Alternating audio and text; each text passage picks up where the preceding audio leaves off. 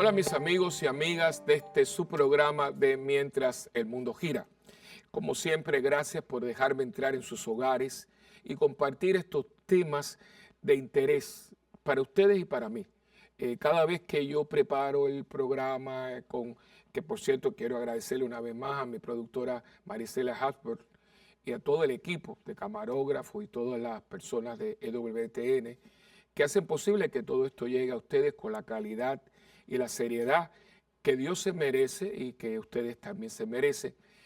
Pues cada vez que preparamos el programa, pues a mí me lleva a escudriñar, a buscar diferentes ángulos, porque muchas de las cosas se hablan, pero hay mucho que hablar de ello. Y para ayudarles a ustedes también a formar e informar su fe. La fe hay que cuidarla, hay que formarla y hay que informarla. Cuidar, formar e informar. Y la informamos para formarla, porque si usted no se informa de las cosas correctamente, lo que usted va a hablar, lo que va a compartir, lo que inclusive va a vivir, estará un poco averiado por la falta de buena información.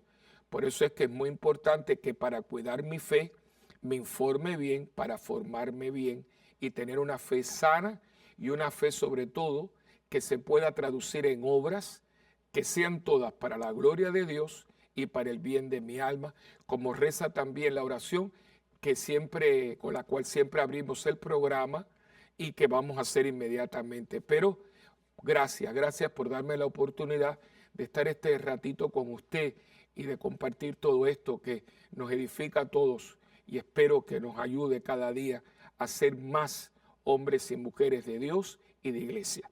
En el nombre del Padre, del Hijo y del Espíritu Santo. Amén. Oración al Espíritu Santo.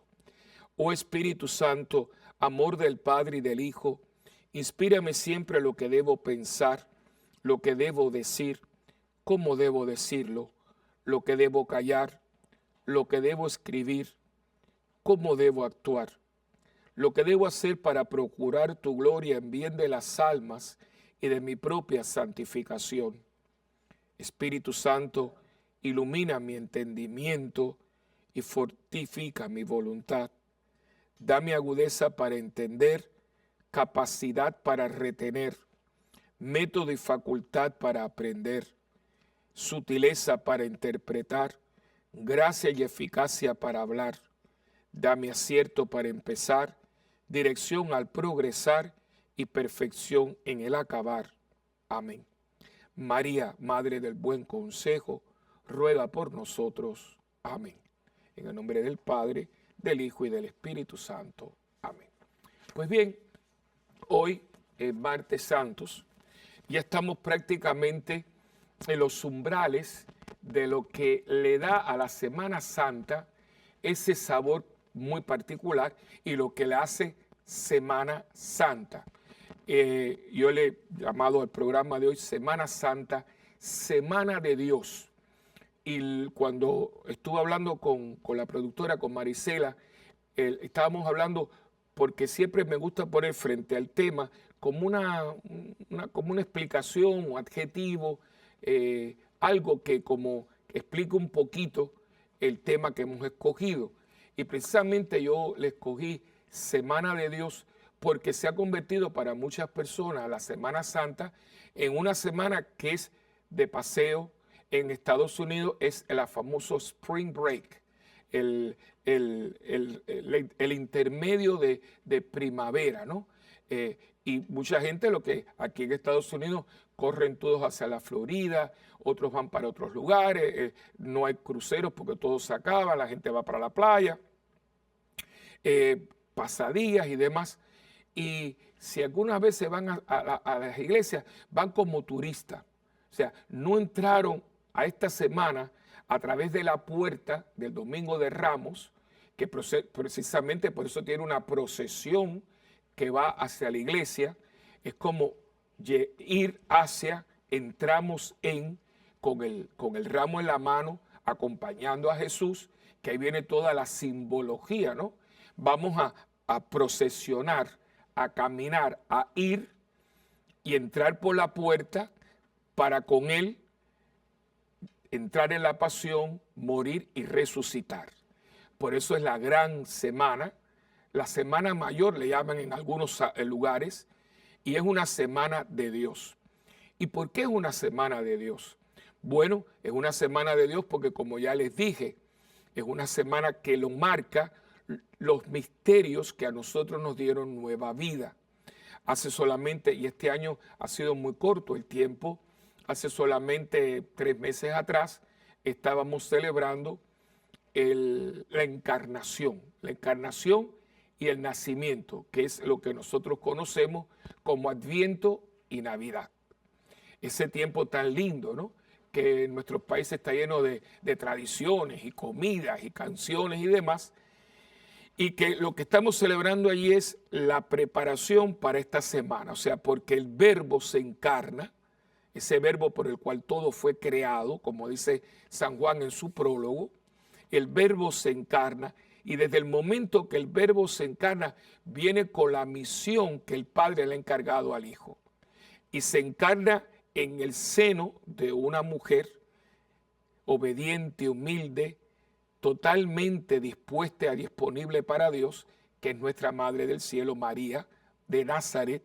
Y el Verbo se encarna y se hace carne. Ahí viene la palabra encarnar, hacerse carne, en el seno de María Virgen. Y ya desde ese momento comienza todo este plan para que en un momento dado ese Verbo encarnado nazca, que es lo que nosotros llamamos Navidad, que es natividad, nacimiento. Pero el niño nace para algo. De hecho, está en su vida de familia por alrededor de unos 30 años, que es la vida. A mí a veces no me gusta mucho el término, porque la gente solo toma y han especulado y han dicho, y bueno, ustedes saben todo lo que la gente le quita y le pone, pero no era ninguna vida oculta, era la vida de familia. Jesús quiso compartir lo que tú y yo hemos vivido y nos dio el ejemplo de familia, una familia que tuvo sus luces y sombras. Acuérdense que cuando María aparece encinta, José la repudia, y de hecho es el verbo que se usa, repudiar, y es un verbo que hasta la palabra, ¿verdad?, en castellano es un poquito duro, ¿no?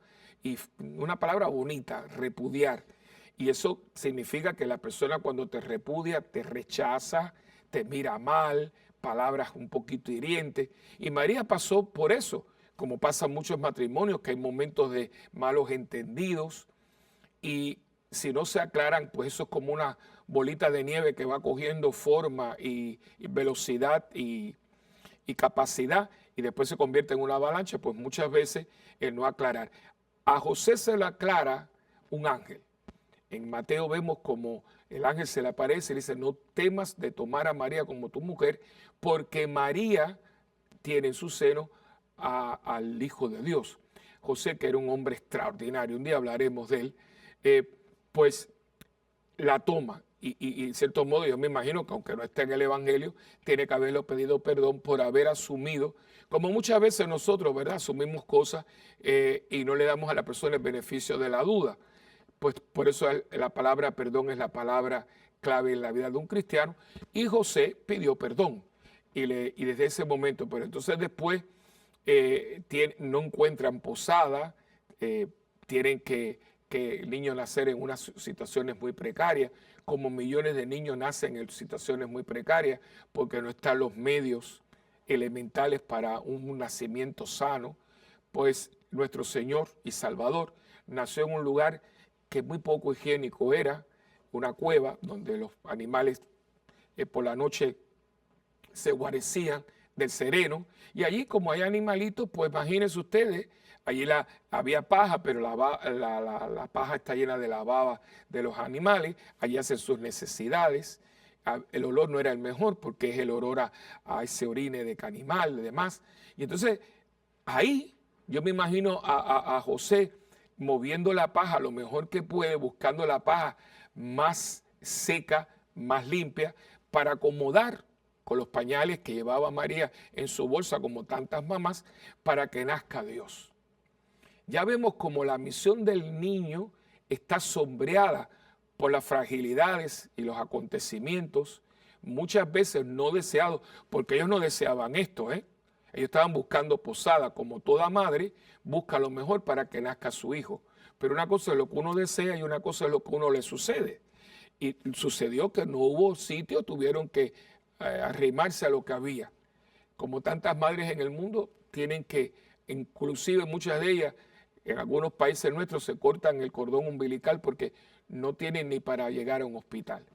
Pues así nace el niño, y después que el niño nace, que están ahí un tiempo, me imagino que buscaron un alojamiento, que es ahí donde llegan los Reyes Magos, los sabios de Oriente, vuelven y regresan, pero cuando está, bueno, quisieron regresar, pero no pueden porque cuando ya están preparando para regresar a su ciudad natal, tienen este anuncio que tienen que salir porque ya el rey Herodes, usted sabe la historia, y tienen que irse a un país extranjero. Y ahí entonces viene todo lo que es la inmigración. Fueron inmigrantes, fueron exiliados, tanto personas que hemos sido exiliados políticos, directa o indirectamente, que hemos tenido que salir de nuestros países por gobiernos totalmente totalitarios, gobiernos que nos quitaron los derechos más básicos, ¿verdad? Y que nuestra vida muchas veces o la de nuestros padres peligraban. Y esto lo estamos viendo constantemente. Y la gente deja detrás todo lo que es suyo, lo que añora, lo que nos hace, lo que nos define, el pueblecito, la familia, los vecinos, la casita, los recuerdos, todo eso se deja atrás. Y por eso pasó la Sagrada Familia. Este año pasado, este verano pasado, tuvimos una experiencia muy bonita en la parroquia. Yo trato de todos los años buscar algún tipo de peregrinación y buscar que la fe nuestra pues se vaya enriqueciendo con los lugares y sitios que tienen mucho que darnos. Y fuimos a Egipto, pero un viaje muy interesante porque fue un Egipto no visto, no eran las pirámides y todas esas cosas, sino fuimos al recorrido de la Sagrada Familia, que es una tradición de la iglesia copta, que es una iglesia cristiana, pero no católica, pero muy rica, tienen sacramentos y demás, y tienen toda una tradición hermosísima que está dentro del país. O sea, fuimos a lugares bastante difíciles, lugares que el turista promedio no va, pero créanme que para mí fue algo pero enriquecedor, y la gente que fue conmigo también. Y allí pudimos ver la tradición, que si la familia estuvo aquí, hay unos monasterios, hay un monasterio donde el día de la Sagrada Familia, porque son cristianos coptos que son casi católicos, pero no tienen la comunión, es decir, no están en comunión con la Santa Sede, pero tienen sacramentos, son tipo como los ortodoxos griegos, que tienen muchos sacramentos, todo en común con nosotros, pero no están en comunión con Pedro. Reconocen a Pedro, a Francisco, al Papa Francisco como sucesor de Pedro, como un patriarca del occidente y uno entre ellos, pero no el primero entre ellos. Pero tienen todo, tienen monasterios, y es una liturgia exquisita, de rito, todos se dicen en egipcio, ¿no? Por lo tanto, se llaman los coptos. Y miren, es una cosa impresionante, y fuimos bien adentro, y allí pues seguimos la trayectoria, y uno dice, Dios mío, lo que esta gente pasó. Y muchas veces uno cree que como que Dios está totalmente ajeno a nosotros. Dios no está ajeno a nosotros. Dios fue perseguido de niño, Dios tuvo que huir de su país de niño, Dios fue perseguido a punto de que, según los coptos, y me parece que es mucho sentido común, ellos tuvieron que seguir entrando en el país porque Herodes había mandado a sus secuaces a perseguirlo hasta donde fuera. Pues acuérdense que Herodes era un hombre totalmente paranoico y se sentía amenazado por este niño que había nacido.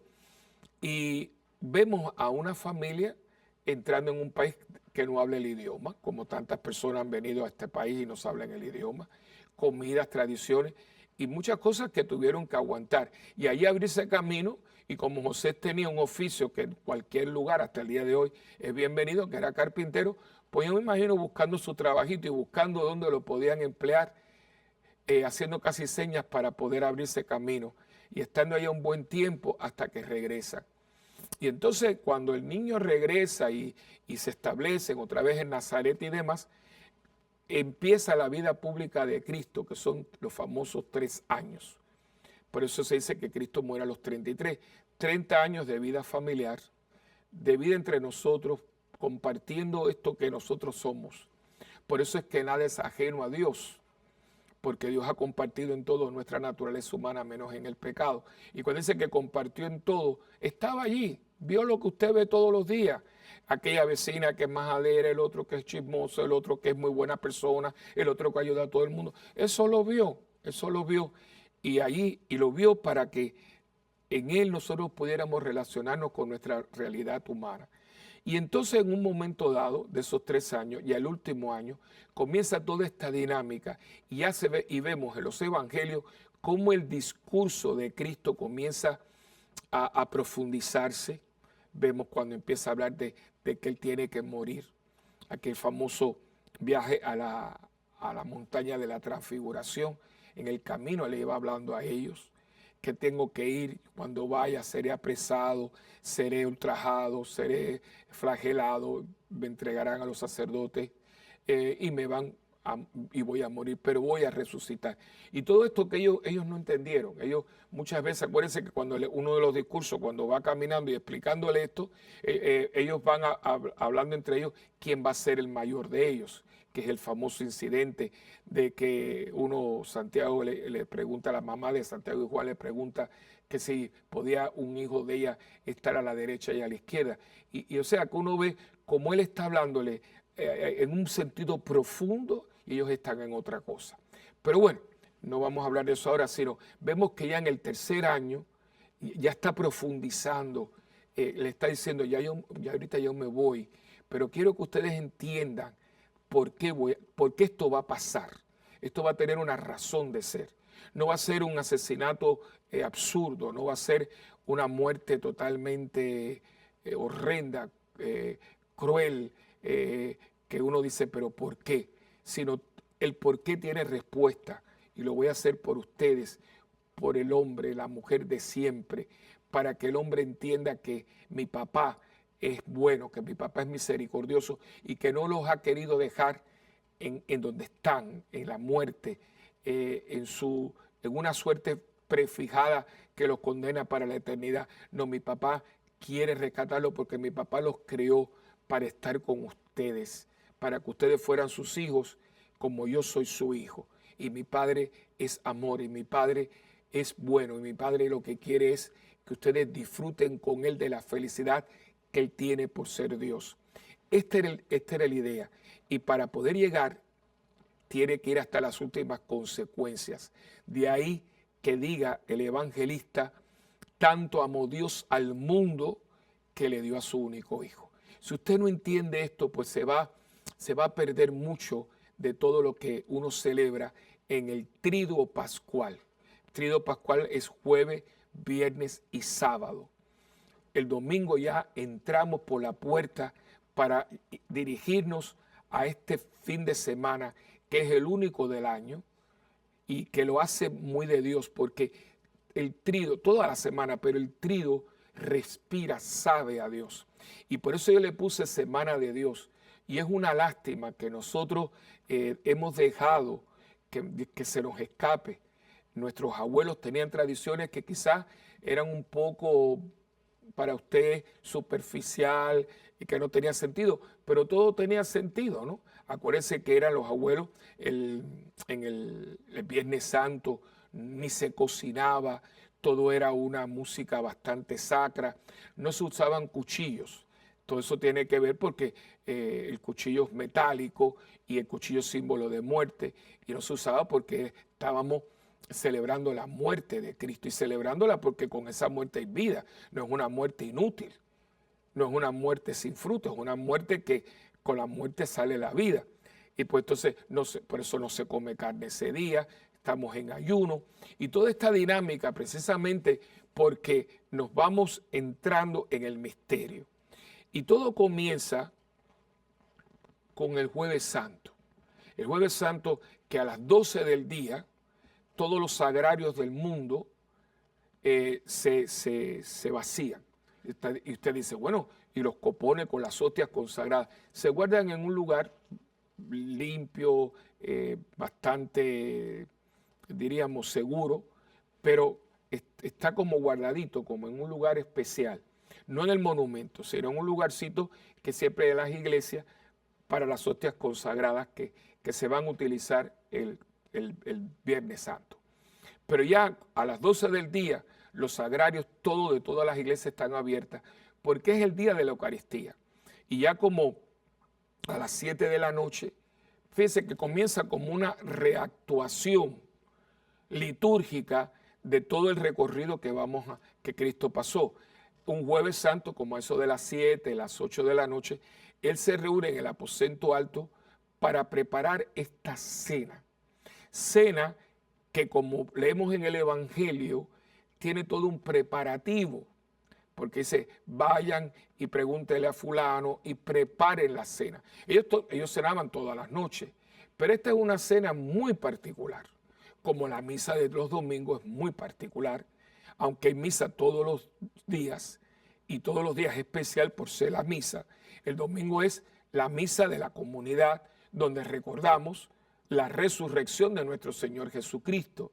Y entonces, como a las 8 comienza esta cena que se da dentro de un contexto de la cena pascual de los judíos, que todavía ellos la celebran, y que como cena de Medio Oriente es una cena larga, de muchos platos, de muchas salsas, de muchas cosas, totalmente muy diferente a nuestras cenas occidentales. Porque aunque nosotros tengamos una cena muy larga, una cena nuestra, por mucho que usted le extienda, y aunque tenga sobremesa, no dura más de 2 horas. Sin embargo, la cena en el Medio Oriente, y también en algunos lugares del Mediterráneo, es todo un acontecimiento de horas, porque se canta, en algunos lugares, en bodas, por ejemplo, una boda judía toma horas y horas y horas. Yo tengo una familia por parte de mi cuñado que son argentinos, son judíos argentinos, y mi mamá, que en paz descansa, fue varias veces a las bodas. Me contaba mamá que ellos empezaban a las 8 de la noche, la boda, con comidas y bailes y brindis, y lo último que tenían era un desayuno, que dice mami que era una cosa opulenta y demás. Pues claro, porque es parte de lo del Medio Oriente. Jesús está celebrando esta cena, que no es cualquier cena, es la cena pascual. Y esta cena va a tomar mucho tiempo, por eso ustedes ven que dice que después de la cena tomó el cáliz, porque todo esto es un ritual judío. Y lo que está haciendo es que dentro de la cena pascual, donde el protagonista de esta cena es el Cordero Pascual, ahora él es el Cordero Pascual.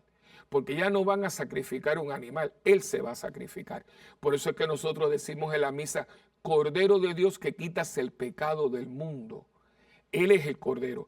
Y es muy lindo porque Él es el que se ofrece y el que ofrece. Se ofrece como Cordero y Él es el que se ofrece como Cordero. Es víctima y es sacerdote a la vez. Y en esa cena es donde Él primeramente, por primera vez, consagra. Coge pan y coge vino. Y fíjense lo que dice, este es mi cuerpo que va a ser entregado. O sea, la concordancia, la coherencia, la unidad que hay entre el pan que tiene en la mano y el Cristo que va a ser crucificado es uno con el otro, es una continuación.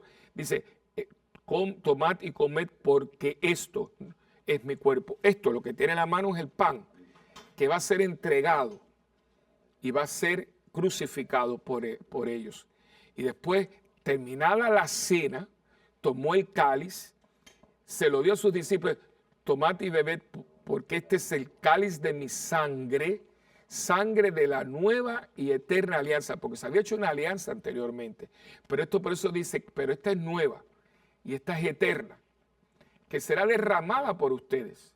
O sea, la que va a ser derramada es esta del cáliz, para el perdón de los pecados. O sea, que esta va a ser derramada, es nueva, es eterna, y es la que Él tiene en el vino. Y entonces, para como culminar, para resumir, dice, hagan esto en memoria mía. O sea, continúenlo, que es lo que nosotros hacemos en la misa. Por eso cuando la gente me dice, ay, pero la misa es aburrida, digo, pero es que usted no entiende lo que usted está haciendo. Usted está reactuando, o sea, se está volviendo a realizar de una manera incruenta, es decir, sin sangre, pero se está volviendo a llevar a cabo la cena del Señor, donde también es el sacrificio del Calvario, porque lo que está sobre la mesa es Él. Él va a ser crucificado, Él va a derramar su sangre, y ese sacrificio que va a pasar dentro de unas horas, ya Él lo está inmortalizando en el pan y en el vino, cuerpo y sangre de Cristo, que es una verdad de fe que nosotros cristianos católicos tenemos y que seguimos realizando precisamente porque nos los mandó y le dio la capacidad a sus apóstoles y a los sucesores de esos apóstoles, que son los obispos, y los obispos nos lo pasan a nosotros, que somos sus colaboradores, que somos los presbíteros. Es poder celebrar este misterio de fe. Por eso que cuando termina la consagración, el sacerdote dice, misterio de nuestra fe. Y decimos nosotros, una de las aclamaciones posibles, anunciamos tu muerte, proclamamos tu resurrección. Ahora en este tiempo, por tu cruz y resurrección, nos has salvado, Señor. Pero esto fue precedido por un acto muy lindo que a todo el mundo le gusta mucho y que mucha gente pues lo identifica con el Jueves Santo, que es el que nos dice a nosotros el por qué se está haciendo esto. Y la motivación para todo esto y toda la vida de Jesús es por amor. Y amor no son palabras, sino son obras. Y por eso, antes de llevar a cabo este sublime acto de entregarnos su cuerpo y su sangre, Él se hace criado, pero criado de los criados, los esclavos de menor categoría, que lavaban los pies, que es la parte más sucia del cuerpo. Pues él entonces, que por eso Pedro le dice, ¿cómo tú me vas a limpiar a mí los pies? Porque eso era de esclavo de poca valía. Dice, ahora no lo entiendes, lo entenderás después. Por eso es que nosotros no podemos ser hombres y mujeres de Eucaristía si no somos gente humilde y de servicio. Porque la humildad de Dios y el servicio de Dios para con nosotros es la motivación que lo lleva a quedarse en el pan y en el vino. Por eso la comunidad cristiana católica es una comunidad de humildad, de servicio, que en su humildad y en su servicio celebra el cuerpo y la sangre de Cristo, y eso es lo que da motivo para el Jueves Santo. Y ya terminado el Jueves Santo, pues entonces las hostias que quedaron se llevan a lo que se llama la reserva, que mucha gente le llama el monumento porque se decora de una manera que tenga algún tipo de simbología, de temática, y la gente vela en ese lugar como se veló en el Huerto de los Olivos después de haber salido del aposento alto y de la última cena. Pero vamos a continuar entendiendo un poquito para vivirla mejor esta Semana de Dios, que es la Semana Santa. Venimos enseguida.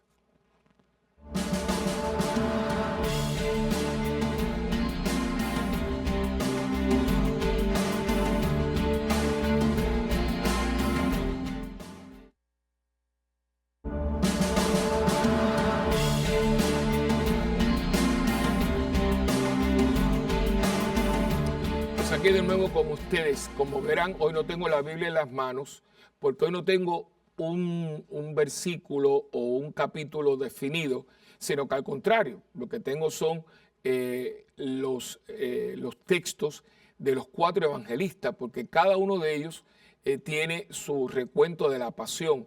Algunos tienen algún detalle más que otro.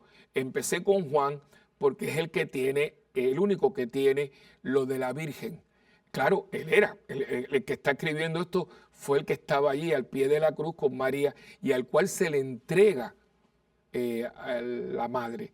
Que esto, por cierto, es un detalle muy importante, porque en la tradición judía, que ellos eran rigurosamente cumplidores de esa ley, cuando usted era el hijo mayor y cuidaba de su mamá o de su papá o ambos, y usted moría, el segundo hermano, por ley, tenía que tomar la custodia de los padres y eso para ellos era una bendición, porque acuérdense que el honrar el padre y madre, aparte de ser un mandamiento, conllevaba una bendición. La primera bendición que hay es esa, el que es buen hijo será bendecido. Por lo tanto, el que yo tomara cuidado de mi mamá, porque mi hermano mayor murió, era una obligación por ley. El hecho de que Cristo le entregue María a Juan es un dato, pero totalmente evidente de que no hay más nadie, o sea, no hay más nadie, no hay otro hijo. Por lo tanto, Jesús es el único hijo de la Virgen María. Y aquí lo podemos comprobar con un dato sociológico. No es cuestión de que los católicos nos hemos inventado que María tenía otros hijos, no, porque eso tiene una explicación también. La palabra primo no existe en el tiempo de Cristo. Por lo tanto, y de hecho uno dice, este es mi primo hermano, o todavía hoy, pero no existe la palabra primo. Por lo tanto, muchos de los que famosos dicen que son hermanos de Cristo son sus primos hermanos. Pero el hecho que usted sabe que Cristo no tiene más hermanos es que Cristo le entrega María a Juan y Juan le dice a Juan, y ahí está tu madre. Pues como van a ver en pantalla inmediatamente, yo lo que hice fue darle los textos. Ya habíamos hablado de la última cena que ha tenido grandes interpretaciones, ¿verdad? A través del tiempo. Una de las que quizá ahora la pueden ver en pantalla, tenemos aquí en este precioso set que es tan lindo, que a mí me encanta el set de este programa. Esa es la cena que tuvo Leonardo da Vinci, que por cierto, hay un detalle en esa cena muy particular. El Judas, que está, si lo ven a la parte izquierda, lo vemos porque está como mirando a Jesús como muy fuerte. Frente a él hay un salero que está tirado, está como virado en la mesa. De ahí viene la tradición que cuando se desparrama sal en la mesa es mala suerte, porque viene de esa tradición que el salero se viró en la mesa y pues es mala suerte porque le pasó a Judas y cuando se me mira a mí la sal, pues entonces es mala suerte porque estoy en compañía de Judas. Por eso la persona, viene esa tradición, ¿verdad? Esa superstición. Igual que otro detalle, fíjense que hay muchos detalles. Pero antes de entrar en esto, le voy a dar Juan 18, del 2 al 11, Mateo 26, del 47 al 56, Mateo 14, del 43 al 50 y Lucas 22, del 47 al 53. Estos textos son de los 4 evangelistas que abren todo el recuento de la pasión. Pues les estaba diciendo a ustedes que hay otra tradición muy bonita. Ustedes no se han dado, quizás nunca se han podido explicar por qué en Europa se dan 2 besos. O sea, usted, los italianos, los franceses, los españoles, cuando usted encuentra una persona, le da 2 besos. Inclusive la gente lo hace y no sabe por qué. Y eso vino de una tradición muy antigua que se daban 2 besos porque con un beso Judas traicionó a Cristo en el huerto de los olivos, y para no caer en ese beso único de Judas, se inventan los 2 besos. Así que cuando usted ve a una persona dando 2 besos, es porque un solo beso recuerde al solo beso con el que Judas traicionó a Cristo. Para que ustedes vean que todas las tradiciones tienen sus fundamentos.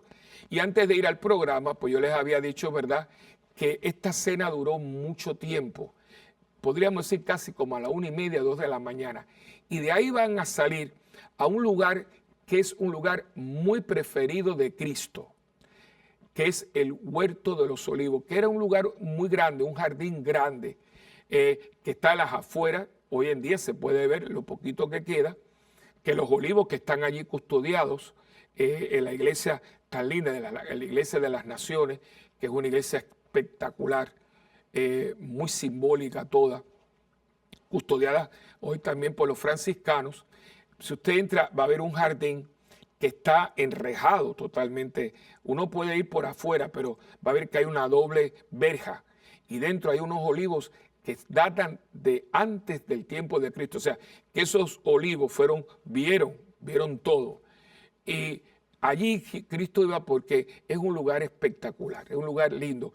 Yo tuve un grupo de jóvenes que llevé de la parroquia, fue una experiencia muy linda, eran como 40, y un grupo muy bueno, se prepararon durante todo el año con un curso bíblico, tuvimos un retiro antes de irse, antes de ir a Tierra Santa, y el fraile de allí, cuando estábamos celebrando la misa, fue se conmovió tanto con estos jóvenes, eran jóvenes adultos, pues nos brindó que fuéramos por la noche, cuando todo estaba cerrado, para estar allí en el huerto, y nos abrió donde están los olivos, y había una luna llena, era como algo de una película, y estuvimos allí 2 horas, hicimos una oración, y yo dejé a los jóvenes un tiempo de contemplación. Y miren, yo todavía me erizo, aquello fue una noche de Dios increíble. Pues una noche como esta que a nosotros nos tocó, le tocó a Jesús. Y porque era un lugar muy lindo, porque de allí usted puede ver las murallas de Jerusalén.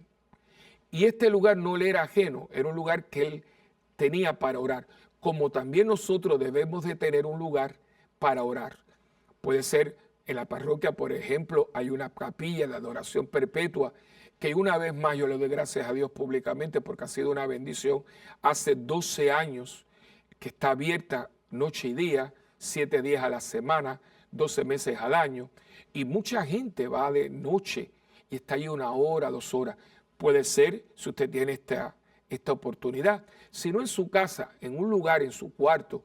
Yo tengo mi cuarto, con un cuarto pequeño, sencillo, pero yo tengo ahí un silloncito que heredé de mi madrina, y ahí con una mesita, y ahí yo hago mi oración. Es un lugar que como que yo tengo, a mí me gusta. Allí me quito los zapatos, me siento cómodo. Es eso, Jesús iba allí y allí se sentía bien. Y entonces le pide a sus apóstoles que lo acompañen. Por eso cuando yo estoy en oración, especialmente en esta oración de intimidad frente al Santísimo, siempre me he sentido como acompañarlo por aquellos que no pudieron acompañarlo. Pero ellos, pobrecitos, porque están haciendo la digestión. Ahora usted va entendiendo por qué es tarde, se ha comido mucho. Pues cuando se ha comido mucho y cae la noche, estamos hablando de la 1:30, pues el sopor, ¿verdad? Dicen los españoles, la modorra, ¿no? Te va cayendo, y entonces por eso que se quedan dormidos. Hay mucha explicación. No es que están aburridos, ni que son indiferentes, ni que no quieren a Cristo, no, nada más lejos de la verdad. Es que es natural que después que usted come, que por eso muchas veces la gente coge siesta, porque después de una comida, y más las comidas estas, que hay tanta comida y salsa y probadera y el hummus y todas las cosas, ¿verdad? Tomaron vino, ¿verdad? Antes de tomar la sangre era vino sin consagrar, ¿no? Pues esto pues crea un sopor. Y por eso cuando llega en aquel lugar, yo me imagino el vientecito de la noche, pues empezaron y se embelezaron y se quedaron dormidos. Él los lleva para que ellos compartan el momento decisivo de todo esto. Como muchas veces la vida nos brinda la oportunidad de acompañar a personas en momentos difíciles. Cuando usted está en el lecho de muerte de una persona, o una persona muy enferma, o una persona que acaba de perder un ser querido, la persona te brinda ese momento para que lo compartamos con ella o con él. No necesariamente porque podamos hacer nada, sino porque la presencia de nosotros en ese momento es como un alivio, una contribución, sobre todo un apoyo para ese momento tan decisivo. Pues Cristo a estos hombres que han estado con Él, que han sido parte, que Él los ha hecho parte suyo, que les ha abierto su corazón, dice, vengan conmigo y oren conmigo. ¿Qué pasa? Que se da cuenta de que no puede. Volvemos a lo mismo, a la fragilidad humana, a esas limitaciones. Y por eso es que viene y dice, pero no han podido velar conmigo ni siquiera 1 hora. Él no le estaba pidiendo mucho, le estaba pidiendo 1 hora. Y ellos, pobrecitos, no pueden. Y entonces él aprovecha y les da un consejo que sigue siendo un consejo para ti y un consejo para mí. Velen y oren. Fíjense, velar y orar. Dos verbos muy importantes. Orar y velar. Velar es estar atento. Reza para que estés atento y estate atento rezando. Velen y oren para que no caigan en la tentación, porque el espíritu está pronto, pero la carne es débil, que es la realidad de nosotros. Piensa en usted y pienso en mí. Muchas veces uno se descuida. ¿Cuánta gente que ha ido a un retiro, que ha tenido una experiencia de Dios, que ha tenido una experiencia del Espíritu de Dios Santo, el Espíritu Santo, que ha tenido momentos de gracia, se descuida? ¿Por qué? Porque nos sentimos que ya estamos hechos, que ya somos gente de Dios y bajamos la guardia. Y como dice San Pedro, dice, cuidado porque el diablo como el león rugiente está buscando a quien devorar. No podemos bajar la guardia, tenemos que estar vigilantes, orando y vigilando. Y él nos lo dice, porque yo sé que ustedes tienen buenas intenciones, yo sé que ustedes van a querer, pero se van a descuidar. Y cuando se descuiden, como digo yo siempre, la cabra tira para el monte y voy a encontrarme con mi fragilidad, con mis debilidades, y entonces caigo. Que ahí viene la cosa, y ya ahí nos los está previniendo. Aún todavía ya casi en los umbrales de ser arrestados nos sigue enseñando, porque Cristo es un maestro de vida, es Dios. Entonces ya todo está listo y llega Judas. Y Judas le va a dar una señal. ¿Por qué? Porque dicen los estudiosos bíblicos que tanto había un parecido muy grande entre Cristo y Juan. Dicen que y eso pasa, eran hombres jóvenes, o sea, Cristo tiene 33 años y Juan podría estar. Entonces, como no había luz eléctrica, es una noche oscura, aunque puede ser que hubiera una luna que iluminara un poco el jardín, para que no haya ninguna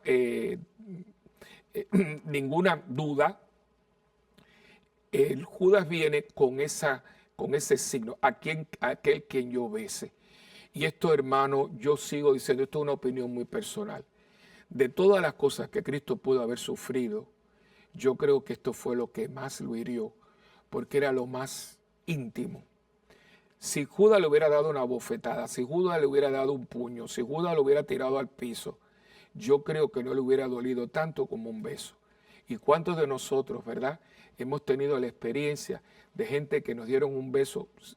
Con esto quiero decir que nos dice que te quieren, que tú eres su mejor amigo y todo. Y a las menos cosas te entrega porque no le conviene, porque ya la amistad no le sirve para lo que ellos querían.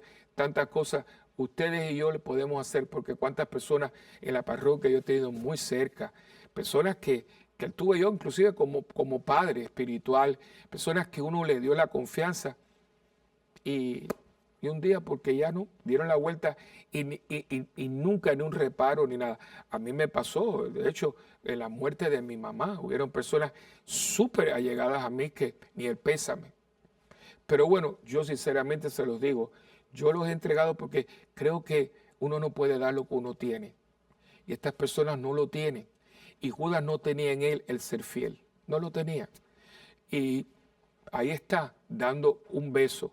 Aquello que los unía, porque el beso que Pedro le va a llamar el ósculo de paz, el beso era una cosa muy íntima, porque ese beso iba acompañada de una palabra, era shalom, paz, y por eso usted besaba a la persona.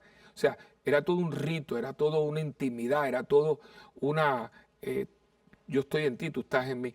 Y él utiliza este símbolo, esta intimidad, precisamente para entregarle a los enemigos al amigo. Y muchas veces esto se hace también en la vida. Por eso es que digo, Cristo marca el camino. Cuando tú te sientas traicionado, cuando la persona que tú más creías se convierte en tu peor enemigo, ahí está el Señor. Le pasó lo mismo.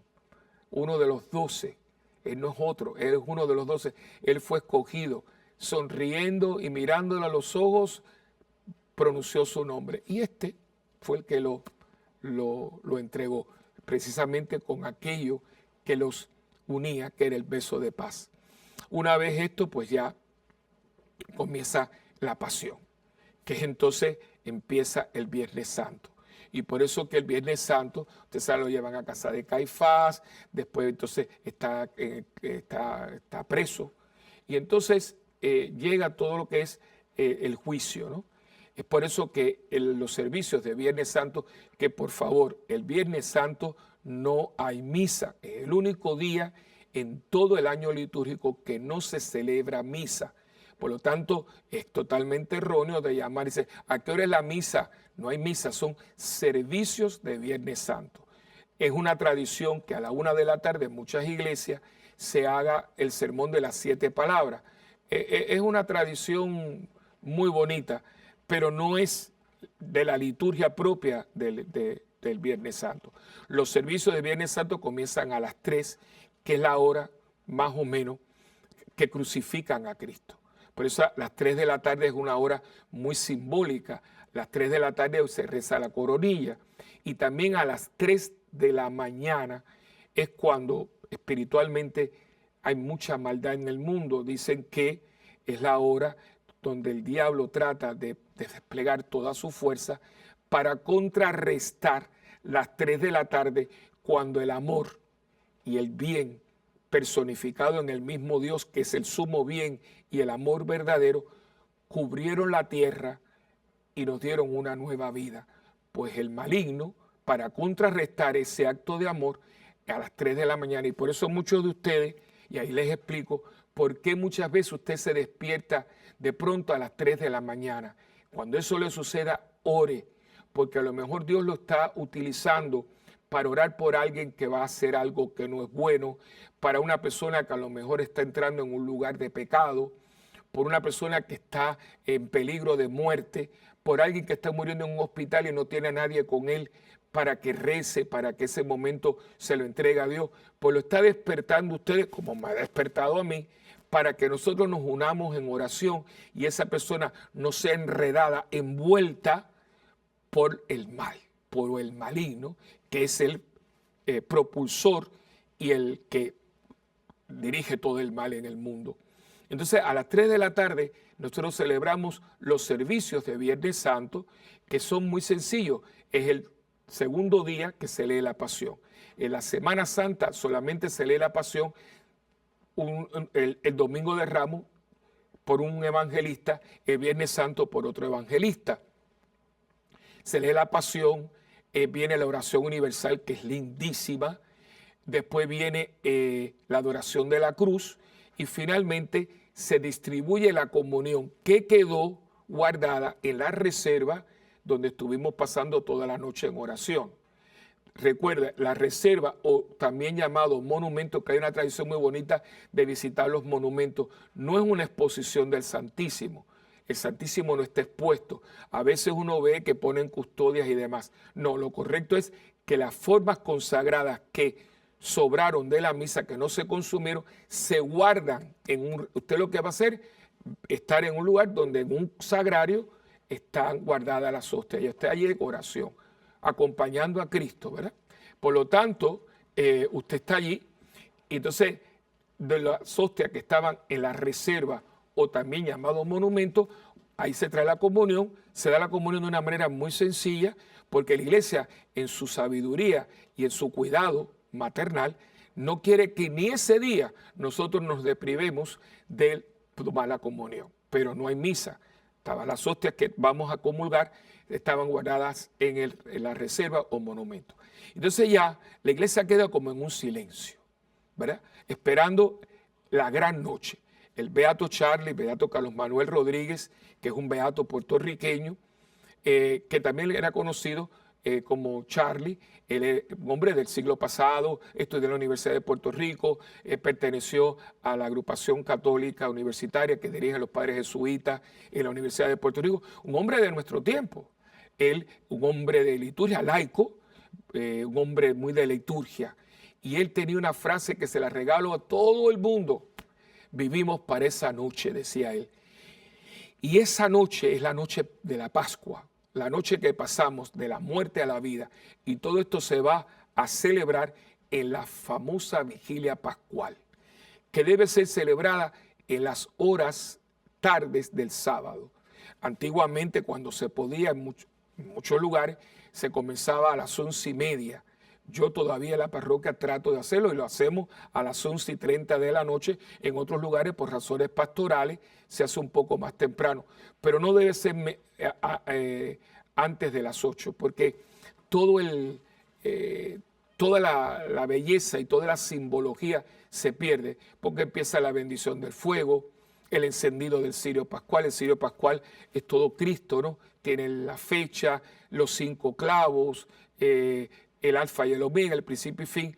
Viene entonces todo este recuento de las lecturas bellísimas, que es toda la secuencia de la historia de la salvación, terminando con el canto del gloria, el evangelio de la resurrección. Después entonces tenemos las promesas bautismales, y ahí es donde esa noche se bautizan los catecúmenos. Y entonces pues la misa es lindísima, la vigilia pascual, porque ahí celebramos la razón de ser de la muerte de Cristo. Cristo padece, Cristo muere y Cristo resucita. Y dice Pablo, si Cristo no hubiera resucitado, vana sería nuestra fe. Porque creer en un muerto, no. Por eso es que los apóstoles van siempre a predicar a Cristo resucitado. Fíjense que en el libro de los Hechos de los Apóstoles, ellos nunca hablan de Cristo muerto. Ellos siempre hablan de Cristo resucitado. Porque si no hubiera sido otro judío más que los judíos mataron. No, la crucifixión es importante conocerla, pero no es que sea importante conocerla para quedarnos ahí, sino porque la resurrección destruye la muerte. Y ahí es donde empieza entonces el cristianismo. El cristianismo es una religión de vida, de esperanza, de fe. Y porque yo tengo esperanza y tengo fe, entonces mi vida se dedica a promover la vida. Y promover la vida es servir al prójimo. Y servir al prójimo es motivo del amor, de un amor que se da por completo sin esperar nada. Fíjense como que todo va entrando. Muchas veces nosotros tenemos una religión muy dividida. Entonces yo creo aquí por otra cosa. No, esto todo es un todo. Cristo nace, Cristo padece, Cristo muere para darnos la vida con su resurrección. Si hemos participado en una muerte como la suya, también participaremos de una resurrección como la suya. Y es bellísimo. Y todo esto tiene su sentido. Toda la semana va como caminando. Empezamos el domingo de Ramos, procesionando hacia la iglesia, entramos por la puerta para acompañarlo. Hemos celebrado su amor en la última cena. Allí se quedó, allí capacitó unos hombres para que siguieran haciendo esto en memoria suya. Nos dijo que si verdaderamente éramos suyos y queríamos celebrar la Eucaristía, teníamos que hacerlo en espíritu de servicio, porque el que no vive para servir, no sirve para vivir. Y entonces dice, y tienen que estar en intimidad conmigo, que es el mensaje de la oración y la contemplación, vigilando y orando, para prepararnos a entrar en la pasión que es la vida misma. Todos nosotros tenemos también nuestra pasión, pero esa pasión no nos puede amargar, esa pasión no nos puede alejar de Dios, esa pasión no nos puede dejar a nosotros como desprovistos de todo, de esperanza y de fe, sino que nos debe llevar más. Y por eso tenemos crucifijos, no porque creamos en Cristo muerto, sino porque allí vemos hasta dónde llegó Cristo por mí. Y si Cristo por mí fue hasta las últimas consecuencias, yo su discípulo, su discípula, estoy dispuesto a llegar por él hasta las últimas consecuencias. Amor con amor se paga, decía Santa Teresita. Y en la cruz está la prueba viva de hasta dónde Dios llegó por mí. Pero allí no terminó todo, sino Él muere, está 3 días en las entrañas de la tierra y entonces resucita. La muerte no tiene dominio sobre Él porque Él es la vida. Y los que estamos en Cristo, aunque pasemos por lo que pasemos, no morimos para siempre porque en Cristo está nuestra esperanza. Por eso, esta es una semana de Dios, no una semana de turismo, de vacaciones. No, ya tendremos tiempo para eso en la Pascua, que habrán 50 días de celebración, de alegría, de flores, de lirios y de aleluyas. Pero la Semana Santa es una semana de profundización, de oración, de seriedad, pero no en la tristeza agobiante y negativa, sino en una esperanza de algo y alguien que le da a mi vida un sentido para que a pesar de todo yo sepa que, como decía aquel famoso filósofo hindú, si lloras porque has perdido el sol, las lágrimas no te dejarán ver las estrellas. Nuestro final no es en una cruz, es en una tumba vacía que sigue diciéndonos que Cristo no está muerto, que Cristo vive, vive en la iglesia, vive en nosotros, vive en ti, vive en mí, y que todos nosotros que lo aceptemos como Salvador seremos y estamos ya salvos. No dejen de escribirnos a mundogira@ewtn.com, porque siempre estamos aquí para compartir con ustedes. Que Dios me los bendiga y hasta la próxima en este su programa de Mientras el Mundo Gira.